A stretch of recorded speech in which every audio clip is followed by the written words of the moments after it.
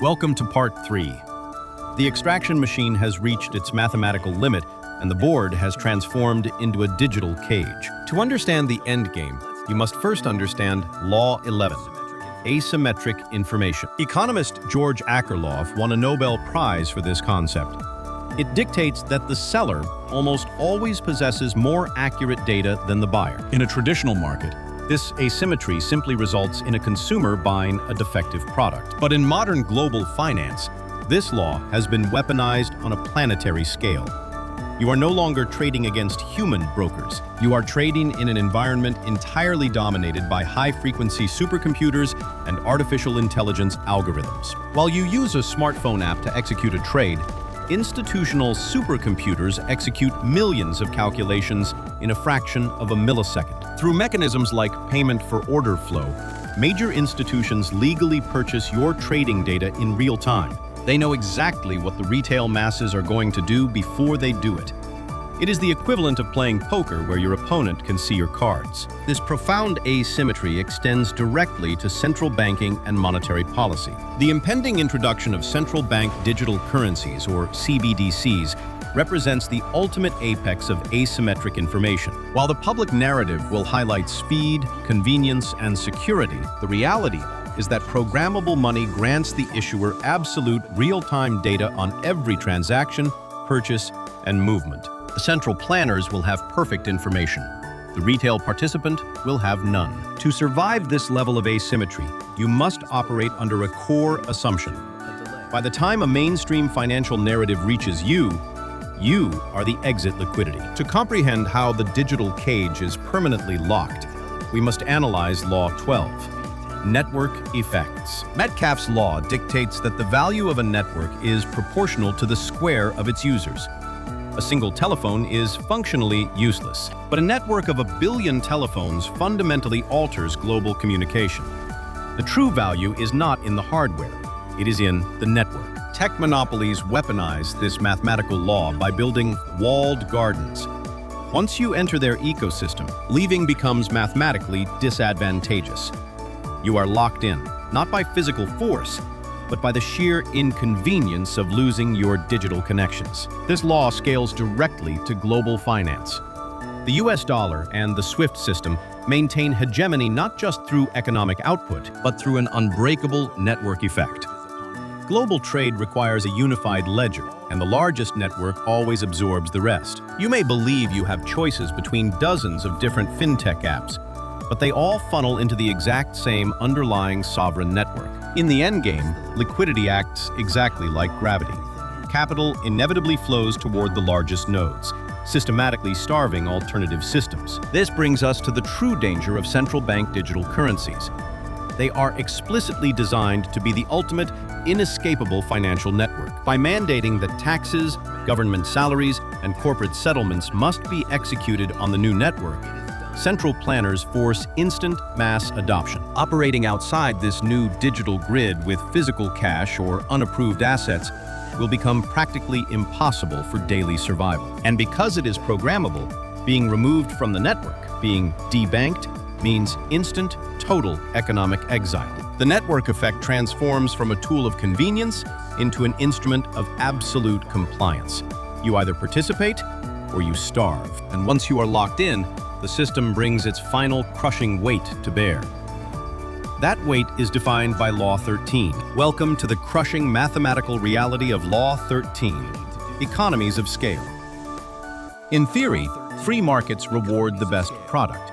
In reality, they reward the lowest marginal cost. A massive conglomerate can produce a good for a fraction of the cost of a small, independent competitor. The conglomerate can temporarily lower their retail price completely below the small competitor's absolute cost of production. They willingly absorb a short-term financial loss to mathematically guarantee the total bankruptcy of their competition. Once the competitor is eliminated, the conglomerate establishes an absolute monopoly and aggressively raises prices back up. This is why almost every major global industry, from agriculture to tech, inevitably consolidates into a handful of mega corporations. When you walk down a supermarket aisle, you see the illusion of hundreds of diverse, competing choices, but practically every single brand is owned and controlled by one of 5 massive parent conglomerates. To permanently secure this monopoly, these massive entities deploy their ultimate weapon: regulatory capture. They aggressively lobby politicians to pass incredibly complex, highly expensive regulations and compliance laws. For a massive conglomerate,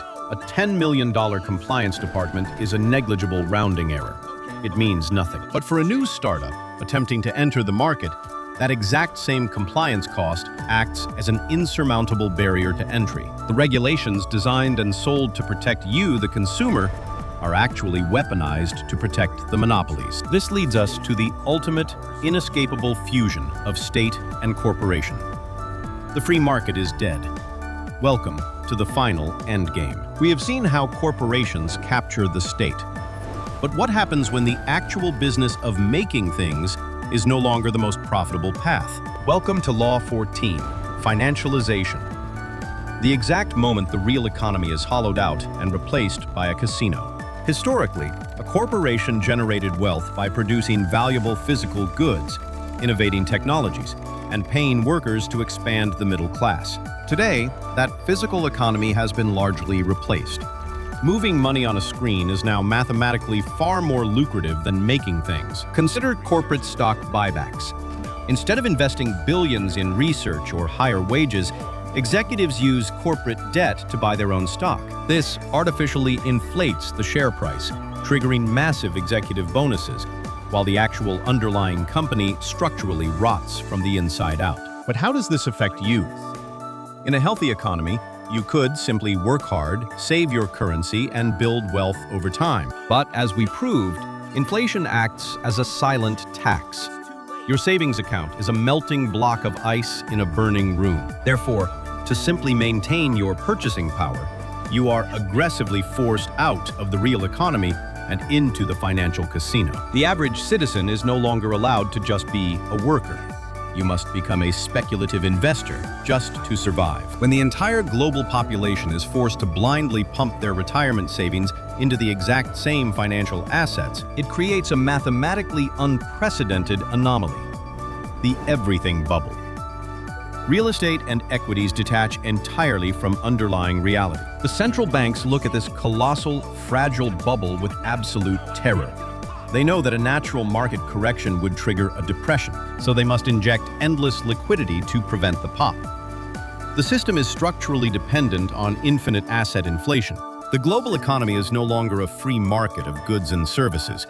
It is a mathematical hostage situation. We have reached the absolute mathematical limit of the board. The final law that governs the inevitable death and rebirth of every financial empire. Law 15. The systemic reset. History provides a mathematically flawless track record.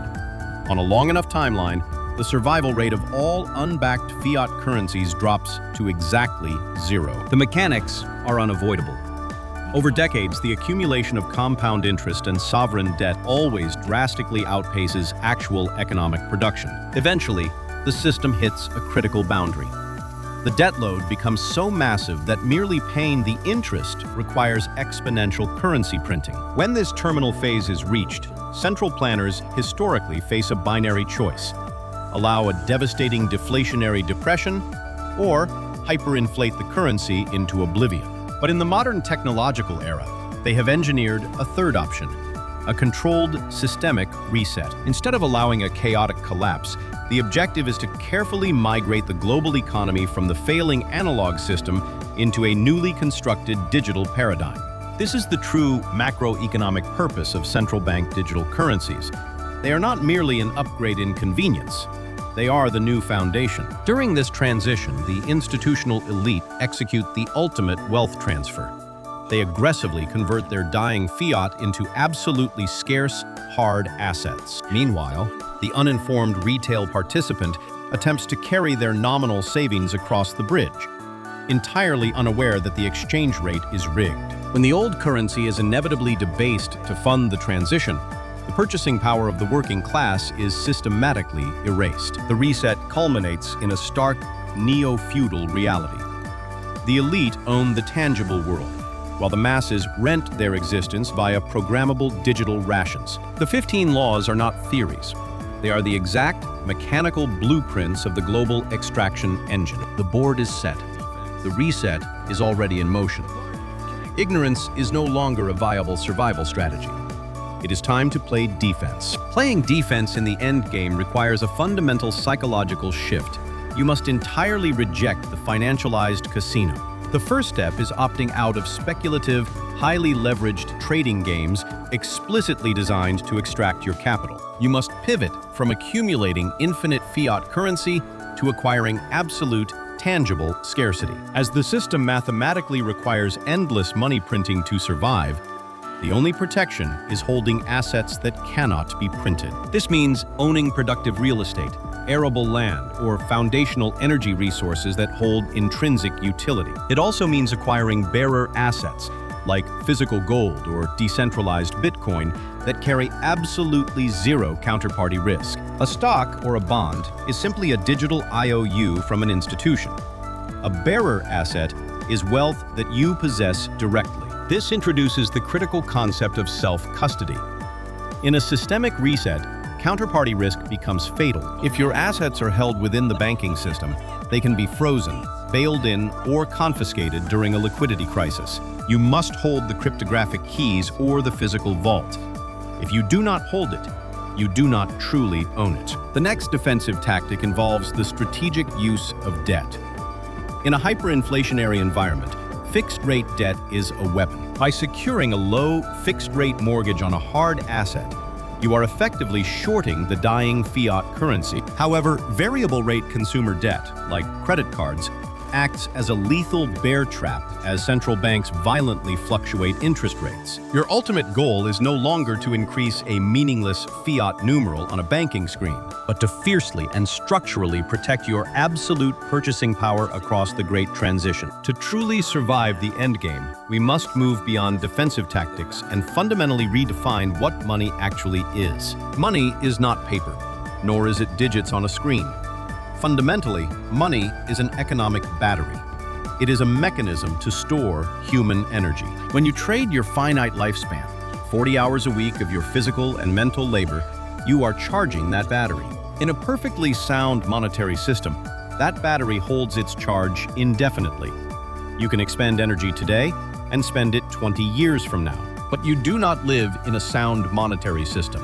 You live under a fiat standard. Your battery is inherently, structurally defective. It leaks. And that leaked energy does not just disappear into the ether. It is systematically siphoned upward by the central issuers of the currency. This means that monetary debasement is not just an abstract economic concept. Inflation is the literal theft of human time. You work 40 hours a week, but the financial system silently extracts 20 hours of that value while you sleep. To reclaim your freedom, you must unplug your life's energy from a corrupted ledger and plug it into an incorruptible one. A corruptible ledger can be altered by bureaucrats to dilute your share. An incorruptible ledger is governed by absolute mathematics and physics. The elite understand this profoundly. They do not trade their time for money. They use money to acquire assets that capture other people's time. The financialized economy overwhelmingly rewards the rent seeker, the entity that produces nothing but positions itself to toll the productive labor of others. To survive the endgame, you must mentally step outside the matrix of hyper-consumerism. You must stop trading your finite time for depreciating consumer goods and status symbols that function as heavy financial liabilities. Because true wealth is not about acquiring more things. It is about buying back your own freedom and owning the rest of your life. Once you understand that wealth is time, you realize the ultimate truth of the endgame. No one is coming to save you. The social safety nets constructed during the boom years are mathematically unfundable in the bust. The state cannot bail out everyone. Survival requires becoming a sovereign individual. You must take absolute, uncompromising responsibility for your own financial architecture. This means building a personal fortress, a diversified portfolio of hard assets that exists entirely outside the traditional financial system. It means jurisdictional diversification. If your capital is trapped in a single geography, you are a captive audience to its taxation and capital controls. But the most unconfiscatable asset of all is your human capital. high-value, scarce skills that the market demands regardless of the currency used. However, individual sovereignty does not mean isolation. A single node, no matter how strong, can easily be crushed by the state monopoly. The defense against a centralized digital cage is the construction of parallel, decentralized networks. Communities built on mutual trust and hard money. We must return to peer-to-peer commerce, utilizing tools and ledgers that bypass the rent seekers and the central planners entirely. This requires stepping off the hamster wheel of hyper-financialization. You do not need to check your portfolio every hour. You must aggressively filter out the noise. Turn off the financial media that profits directly from keeping you in a state of perpetual panic. A stoic, disciplined mind is immune to market manipulation. When you hold hard assets with a decades-long time horizon, short-term volatility is irrelevant. Remember, a systemic reset is not the end of the world. It is simply the end of the current, mathematically flawed paradigm. Forest fires are terrifying, but they clear out the dead wood and return essential nutrients to the soil, allowing new life to grow. The collapse of the fiat system will clear the massive distortions of the past century, and from those ashes, a new game board will emerge. The new game board will not be governed by the arbitrary, secretive decrees of central planners and politicians. It will be governed by absolute, incorruptible mathematics and the unyielding physical laws of thermodynamics. The era of extreme centralization, where a single point of failure controls the economic destiny of billions, is coming to a mathematical end. In a decentralized paradigm, you are no longer a passive, exploited passenger in a vehicle driven by someone else. You become your own bank, your own custodian, and your own sovereign entity, completely immune to confiscation or debasement. Without the ability to arbitrarily print endless liquidity, the parasitic rent seekers will finally be starved of their unearned lifeblood. The Cantillon effect, the ultimate hidden mechanism of systemic inequality, will be structurally and mathematically dismantled. Capital will no longer be incentivized to gamble in a zero-sum financial casino. It will be forced to return to actual, physical, productive innovation. But make no mistake, the transition between these two paradigms will be the most chaotic and volatile period in modern economic history. The dying system will fight aggressively to maintain its control, creating massive, terrifying economic turbulence as it collapses. You must understand that extreme volatility is simply the mandatory price of admission to exit a manipulated market and enter a free one. If you can weather this storm, you will reach an economy where your economic battery is perfectly sealed, where it never leaks. An economy where your precious time, your intense labor, and your human energy are flawlessly preserved across both space and time, where you can finally build true, lasting generational wealth without the invisible tax of inflation slowly eroding your family's legacy. This paradigm shift is not some distant future event. It is happening right now, block by block, node by node. The only question left is, which side of the reset will you be on? The rules of the game have been fully exposed. You no longer have to be a blind pawn on their manipulated board. True wealth and true freedom begin with understanding the mechanics of the machine. Knowledge is the ultimate unconfiscatable asset. Protect your time, secure your energy, and acquire absolute scarcity. The future belongs to the sovereign individual. When you zoom out, the cycles of empires rising and falling, of currencies inflating and collapsing, are just tiny blips in human history. The system may reset, but humanity always rebuilds. We always innovate, and we always find a way to move forward. Thank you for joining us on this massive journey through the 15 laws of the global economy. This was an absolute beast to make. If this documentary changed your perspective, the most powerful thing you can do to fight the system is share it with someone you care about. Hit the like button, subscribe to the channel, and turn on the bell notification so you never miss our next deep dive into the financial matrix.